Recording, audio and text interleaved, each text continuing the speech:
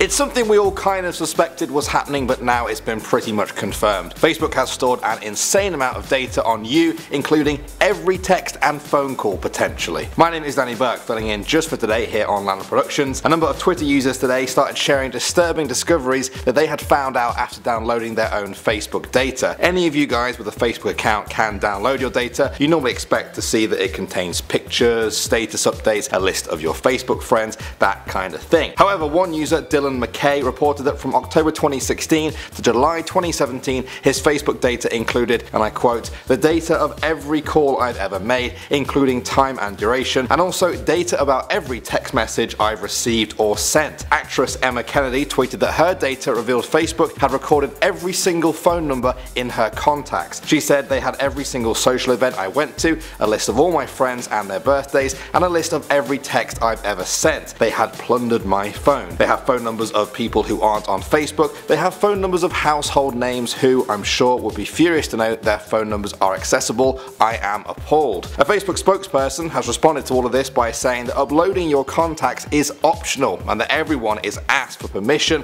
when you first sign up. The debate rages on in the wake of the Cambridge Analytica revelations, which showed that Facebook data may have been bought to help influence elections around the world, including the US presidential election in 2016. Whatever the outcome of all of this is, it seems that people have made their minds up anyway. A poll of over 1,000 people by Sky News found that 65% of people said they trusted Facebook less than they did the week before. What about you guys? Next up now, a 26-year-old student from the UK who put her virginity up for sale online says she has accepted an offer of $1.4 million from a Hollywood actor. Jasmine, who has not revealed her last name, said, "Traditional views regarding virginity are so outdated. I believe that it's my choice what I do with my body, and I'm sick and tired of waiting for the right person to come along. After 26 years, I still haven't found him, so I decided a positive alternative would be selling my virginity." She's doing all of this through Cinderella Escorts, a company that sets up this kind of business deal between the buyer and the woman selling her virginity. The company said the final bidder, who won, was a Hollywood actor from LA who outbid a businessman from Munich and a Manchester United football player based in London. The event is set to take place in a hotel sometime in April. Jasmine said she went for dinner with all three of the final bidders beforehand and called the experience amazing. When asked if she was nervous about the big day,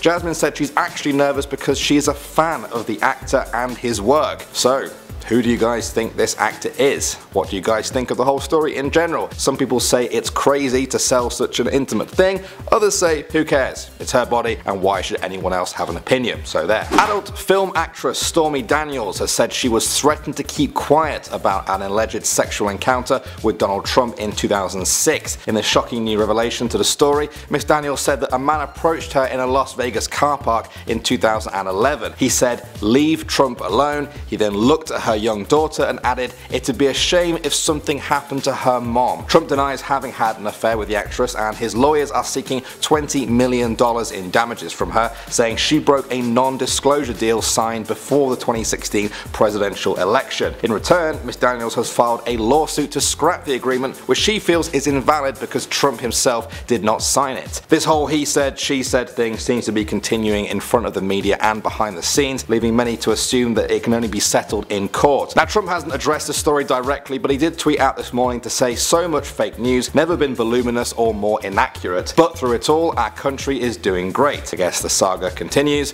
and I'm sure this isn't the end of it. A fire in the Russian city of Kemerovo has claimed 64 lives, including many children. The blaze started on the upper floor of the Winter Cherry complex during the school holidays. The shops, cinema, and bowling alley were packed at the time. Videos posted to social media showed people jumping from windows to escape the flames. Already, stories of the building's failed fire safety features have spread online. One witness said that the lights didn't come on in the cinema to help them escape. They got out by following the floor lighting. There were no alarm bells ringing either. The region's deputy governor, Vladimir Chernov, was quoted as saying the fire probably began in a child's trampoline room when a child with a cigarette lighter ignited the rubber, which erupted like gunpowder. However, Rossiya 24 TV said that an electrical fault was most likely the cause, a common factor in deadly fires in Russia. danger. While the investigation continues, 4 people have been detained for questioning, including the owner of the complex as well as the head of the company that manages the shopping centre. The victims' families are waiting anxiously for more information on their loved ones and what exactly happened to cause this tragic event. We also have a shocking story coming out of Texas today where a 4-year-old boy